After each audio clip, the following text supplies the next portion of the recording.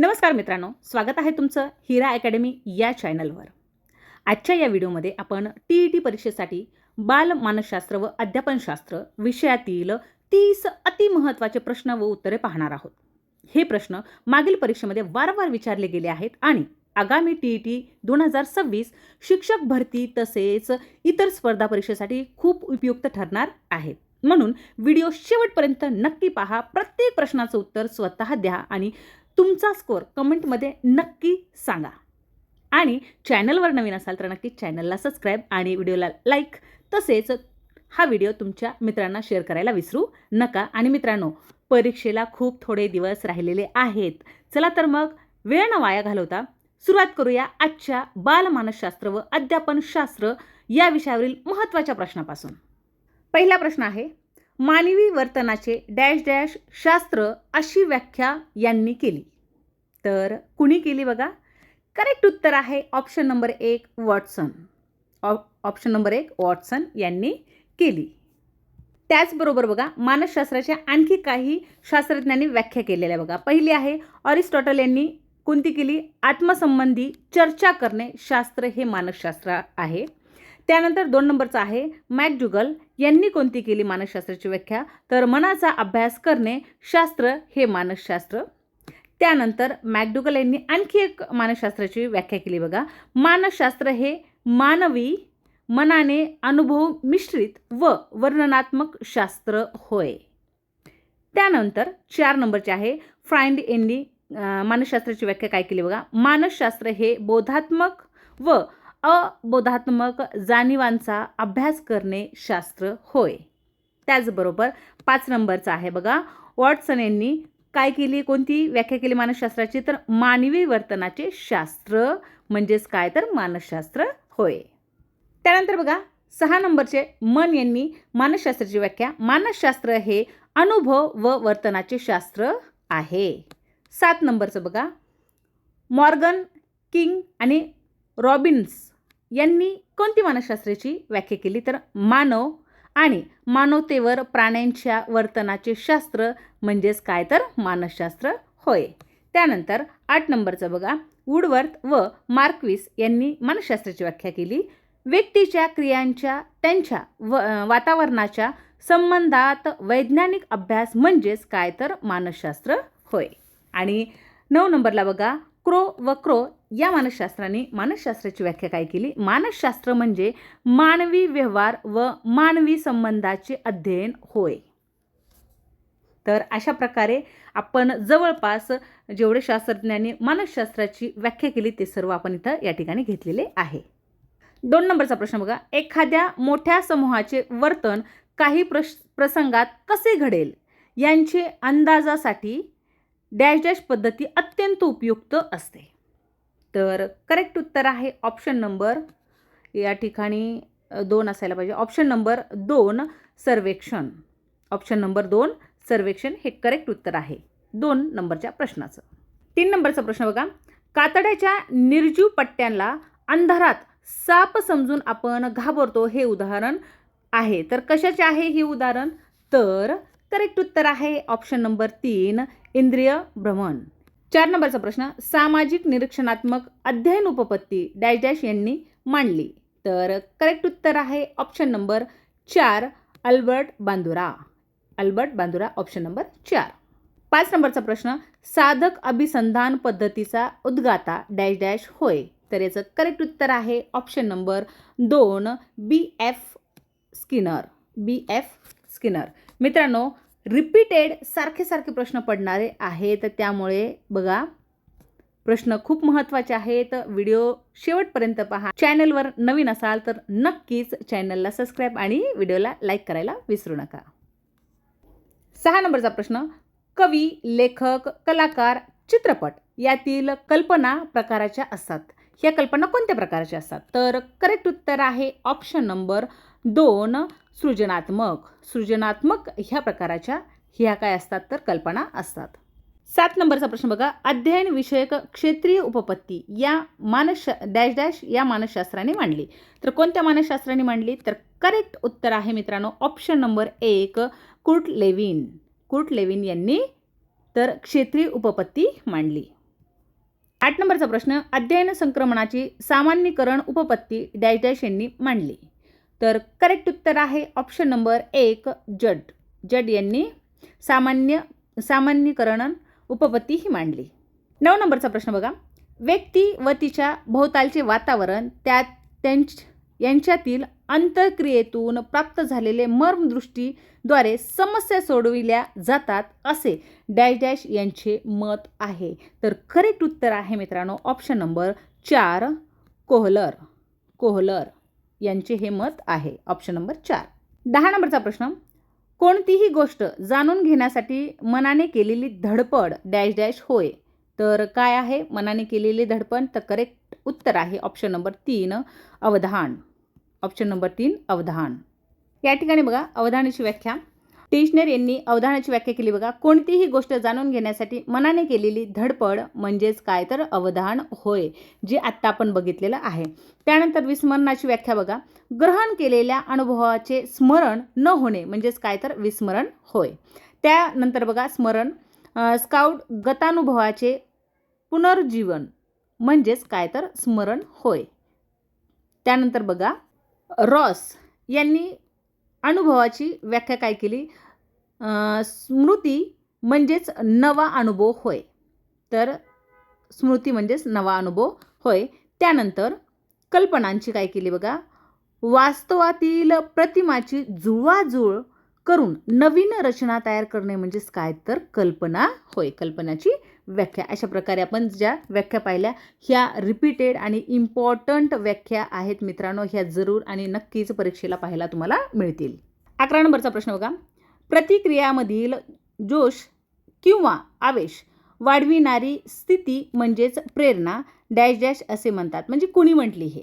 तर कोणत्या शास्त्रज्ञांनी म्हटली? तर करेक्ट उत्तर आहे ऑप्शन नंबर 4 लिड्सले यांनी म्हटली. आता स्निग यांनी काय म्हटले बघा, स्निग यांनी प्रेरणाची व्याख्या काय केली आहे, तर स्वयंसंकल्पना राखण्यासाठी आणि ती दृढ करण्यासाठी चाललेल्या निरंतर प्रयत्नामुळे वर्तनाला मिळणारी चालना म्हणजेच काय तर प्रेरणा होय.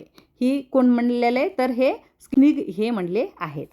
12 नंबरचा प्रश्न बघा, सायकलवर तोल सांभाळता आला की स्कूटर किंवा मोटरसायकल शिकण्यास त्याचा उपयोग होतो डॅश डॅश या संक्रमणाचे उदाहरण आहे. तर कोणत्या संक्रमणाचे उदाहरण आहे? तर करेक्ट उत्तर आहे ऑप्शन नंबर 1 धन संक्रमणाचे हे उदाहरण आहे.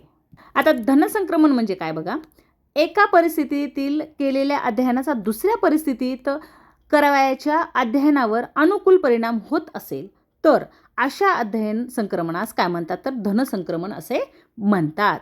त्याचबरोबर ऋण संक्रमण म्हणजे काय?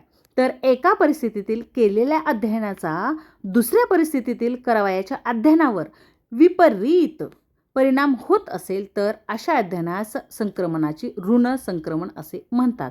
आता इथं बघा अनुकूल परिणाम आणि या ठिकाणी विपरीत परिणाम. धन असेल तर अनुकूल परिणाम आणि ऋण असेल तर विपरीत परिणाम होत असेल तर त्या संक्रमणाला काय म्हणतात? एक तर धन अनुकूल आणि ऋण विपरीत.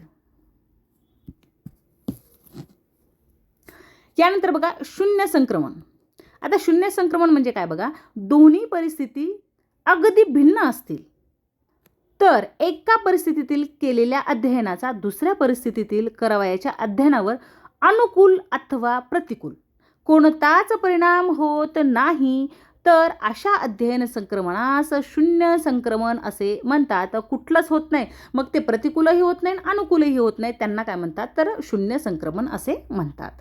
13 नंबरचा प्रश्न बघा, विकास अवस्थेतील वयोगट 6 ते 12 वर्षे या कालावधीला डॅश डॅश असे म्हणतात. तर 6 ते 12 वर्ष कालावधीला काय म्हणतात?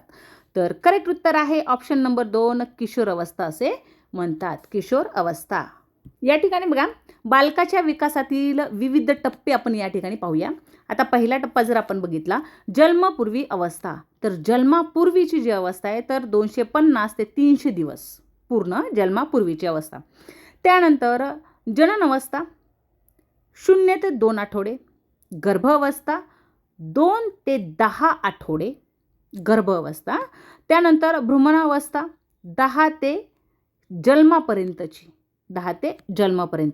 त्यानंतर आहे बघा 5 नंबरचं अर्भकावस्था काय असते तर जन्मापासून ते 1 महिन्यापर्यंत ते जे कुकुलं बाळ असतं ना त्याला अर्भकावस्था म्हणतात.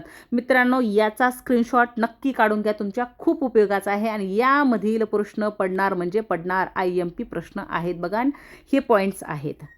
यानंतर जन्मोत्तर अवस्था, जन्म झाल्याच्या नंतरच्या अवस्था. पहिली आहे शेषावस्था. शेषावस्था कधी ते कधी 1 महिना ते 2 वर्ष, काय शेषावस्था. त्यानंतर बाल्यावस्था 2 ते 6 वर्ष, 2 ते 6 वर्ष. त्यानंतर उत्तर बाल्यावस्था म्हणजेच किशोरावस्था 6 ते 12 वर्ष, जो आत्ता प्रश्न आपण पाहिलेला आहे. त्यानंतर आहे पौगंडावस्था, मग 12 ते 14 वर्ष. त्यानंतर कुमारावस्था 14 ते 21 वर्ष. पूर्व कुमारावस्था 14 ते 16 वर्ष. त्यानंतर उत्तर कुमारावस्था 16 ते 21 वर्ष. यावर सुद्धा प्रश्न पडू शकतो मित्रांनो. बघा, तारुण्यावस्था 21 ते 40 वर्ष. त्यानंतर प्रौढावस्था 40 ते 60 वर्ष आणि त्यानंतर बघा वृद्धावस्था 60 वर्षानंतरची काय येते तर वृद्धावस्था येते. ह्या सुद्धा पॉईंटचा तुम्ही काय करा, स्क्रीनशॉट घेऊन ठेवा मित्रांनो आणि जवळपास याचं लर्न करण्याचा प्रयत्न नक्की करा.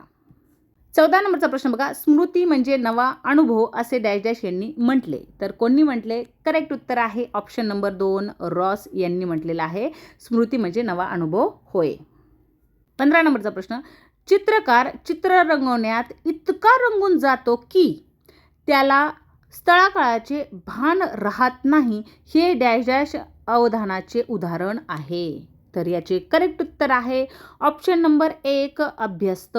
ऑप्शन नंबर 1, अभ्यस्त. 16 नंबरचा प्रश्न बघा, बाह्य उद्दीपकासंबंधी मज्जातंतूमार्फत मेंदूकडे पोहोचविल्या जाणाऱ्या प्राथमिक स्वरूपाच्या मानसिक क्रियेलाच डॅश डॅश असे म्हणतात. तर काय म्हणतात? करेक्ट उत्तर आहे ऑप्शन नंबर 3, संवेदना. ऑप्शन नंबर 3, संवेदना. 17 नंबरचा प्रश्न, बुद्धिमत्ता म्हणजे बदलत्या परिस्थितीतील नव्या गरजा भागविण्यासाठी वेगवेगळ्या प्रकारे विचार करण्याची शक्ती म्हणजेच काय डॅश डॅश यांना म्हटले आहे. तर हे कोणी म्हटलं आहे? तर याचं करेक्ट उत्तर आहे ऑप्शन नंबर 1, स्टर्न यांनी म्हटलेलं आहे. Stern, option number 1. बघा मित्रांनो, बुद्धीचे व्याख्या वेगवेगळ्या शास्त्रज्ञाने कशा पद्धतीत केल्या ते पाहूया. पहिला आहे विल्यम स्टर्न यांनी आणखी बुद्धीची व्याख्या काय केली? बुद्धिमत्ता म्हणजेच बदलत्या परिस्थितीत नव्या गरजा भागविण्यासाठी वेगवेगळ्या प्रकारे विचार करण्याची शक्ती, जे आता आपण प्रश्नात बघितलं. त्यानंतर बघा अल्फ्रेड बिने यांनी आकलन, बोध, दिशा व ज्ञान हे बुद्धीचे 4 पैलू आहेत. हे कोण म्हटलंय? तर हे अल्फ्रेड बिने यांनी सांगितलेलं आहे. त्यानंतर बघा टर्मन यांनी बुद्धीची काय व्याख्या केली? तर अमूर्त कल्पनाविषयी विचार करण्याची क्षमता म्हणजेच काय तर बुद्धी होय. हे कोण म्हणतंय? तर टर्मन हे म्हणत आहेत. 4 नंबरचं बघा, सिरिल बर्ट हे काय म्हणताय? तर उपजत परंतु सर्वस्पर्शी अशी मानसिक कुशलता म्हणजेच काय तर बुद्धी होय. त्यानंतर थॉर्नडाईक हे काय म्हणतायत? बुद्धीची व्याख्या काय सांगितले त्यांनी? बुद्धीला उंची, रुंदी, वेग असतो. कठीण समस्याची उकल करणे, दिलेल्या वेळेत समान कठीणपणा असणाऱ्या किती समस्याची उकल होते यावर बुद्धी अवलंबून असते, असं कोण म्हणते? तर थॉर्नडाईक हे म्हणतायत. त्यानंतर बघा ॲडमस हे काय म्हणतायत? उपयोजित विचार म्हणजे बुद्धिमत्ता, उपयोजित विचार. त्यानंतर 7 नंबरचं आहे बघा, ॲबिगहॉस हे काय म्हणतात? तुटक किंवा अलग असलेल्या भागांना एकत्र करून संयोजन करण्याची क्षमता म्हणजेच काय तर बुद्धी. हे काय म्हणताय? हे कोण म्हणताय? तर ॲबिगहॉस हे म्हणतायत. मॅकडुगल काय म्हणतात बघा, बुद्धीची व्याख्या काय सांगतायत? पुरानुभवाच्या आधारे नैसर्गिक कल सुधारण्याची क्षमता म्हणजेच काय तर बुद्धी होय. आता त्यानंतर गेट्स हे काय म्हणतायत? गेट्स काय म्हणतायत? तर बुद्धिमत्ता म्हणजे अध्ययन क्षमतेचे संयुक्त संघटन. आणि शेवटी विल्यम जेम्स काय म्हणतात? तर सापेक्ष दृष्टीने नव्या परिस्थितीशी यशस्वीरित्या समायोजन करण्याची क्षमता म्हणजेच काय तर बुद्धी होय. अशा प्रकारे आपण जे शास्त्रज्ञांनी बुद्धिमत्तेची ज्या व्याख्या केलेल्या आहेत त्या आपण पाहिल्या. 18 नंबरचा प्रश्न बघा, आकलन, शोध, दिशा, टीका हे बुद्धीचे 4 पैलू आहेत असे डॅश डॅश यांनी म्हटले. तर कोणी म्हटलंय हे माझ्या मते तरी आपण पाहिलं आहे.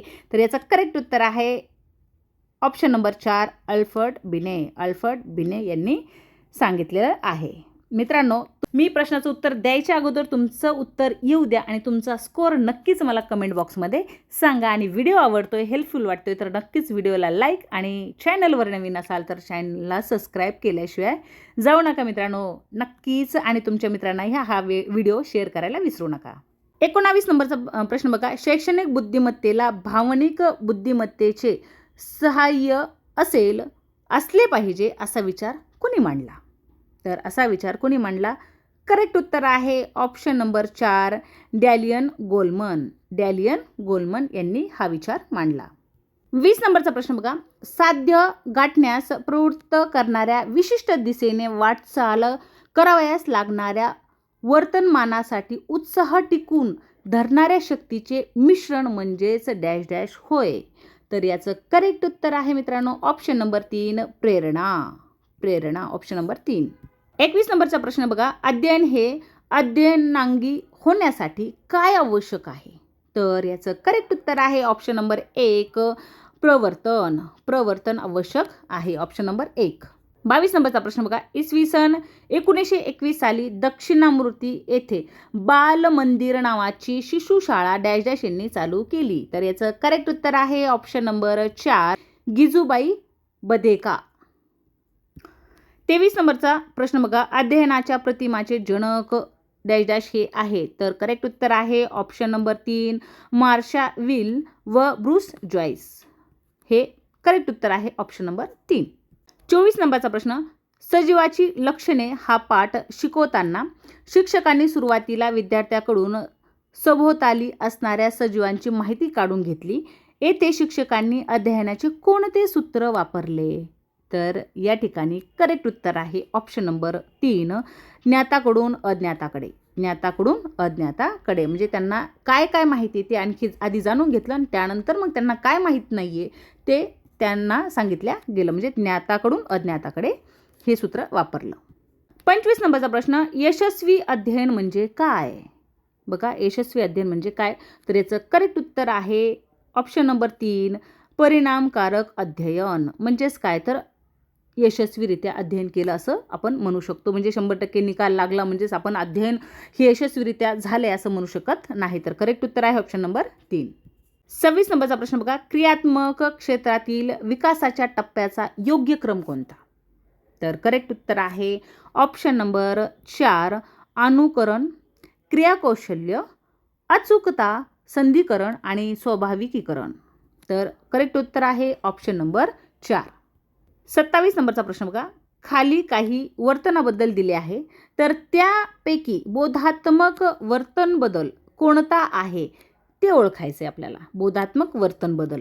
तर मग करेक्ट उत्तर आहे ऑप्शन नंबर 3 विनीत परिच्छेद वाचून त्यावरील प्रश्नांची उत्तरे सोडवतो. करेक्ट उत्तर ऑप्शन नंबर 3. 28 नंबरचा प्रश्न बघा, खालीलपैकी कोणती मुले विशेष गरजा असणारी नाहीत हे विचारलं. बघा, व्यवस्थित नेहमी प्रश्न वाचत जात तेव्हाच तुम्हाला प्रश्नाचं उत्तर येईल. बघा काय सांगितलंय, विशेष गरजा असणारी नाहीत हे सांगितलंय. तर याचं करेक्ट उत्तर आहे ऑप्शन नंबर 4 अध्ययन क्षमता असणारी. अध्ययन क्षमता असणारी. विद्यार्थी मित्रांनो, तुम्हाला जर नक्कीच व्हिडिओ आवडतोय आणि हेल्पफुल वाटतोय तर नक्कीच एक लाईक आतापर्यंत झालंच पाहिजे आणि चॅनलवर नवीन असाल तर चॅनलला सबस्क्राईब करायला विसरू नका. 29 नंबरचा प्रश्न बघा, अध्ययनात क्रियाशीलता कोणत्या स्वरूपाची असते? कोणत्या स्वरूपाची असते? तर याचं करेक्ट उत्तर आहे ऑप्शन नंबर 2 फक्त बौद्धिक. फक्त बौद्धिक या स्वरूपाची असते. Option number 2. 30 नंबरचा प्रश्न बघा, अध्यापनशास्त्र म्हणजे काय? अध्यापनशास्त्र म्हणजे काय? तर बघा, यामध्ये पद्धती व प्रतिमान हे पण आहे अध्यापनशास्त्र. त्यानंतर अध्यापन सूत्रे हे पण येते. त्यानंतर तत्वे व नियम हे सुद्धा येते. म्हणजेच करेक्ट उत्तर आहे या प्रश्नाचं ऑप्शन नंबर 4 हे करेक्ट उत्तर आहे. अध्यापनशास्त्र म्हणजेच पद्धती व प्रतिमान, अध्यापन सूत्रे, तत्वे व नियम हे सर्व आहे. म्हणजे ऑप्शन नंबर 4 हे करेक्ट उत्तर आहे. मित्रांनो, आजच्या बालमानसशास्त्र व अध्यापनशास्त्र या विषयावरील 30 महत्त्वाचे प्रश्न तुम्हाला कसे वाटले हे नक्कीच कमेंट बॉक्समध्ये सांगायला विसरू नका. जर व्हिडिओ आवडला असेल तर व्हिडिओला लाईक, शेअर आणि चॅनलवर नवीन असाल तर चॅनलला सबस्क्राईब करायला विसरू नका. अशाच TET, CTT, शिक्षक भरती आणि इतर सर्व स्पर्धा परीक्षेच्या दर्जेदार तयारीसाठी हिरा अकॅडमीसोबत जोडलेले राहा. पुन्हा भेटूया एका नवीन आणि उपयुक्त व्हिडिओसह. जय हिंद, जय महाराष्ट्र. मित्रांनो, सराव जितका जास्त, यश तितकेच जवळ.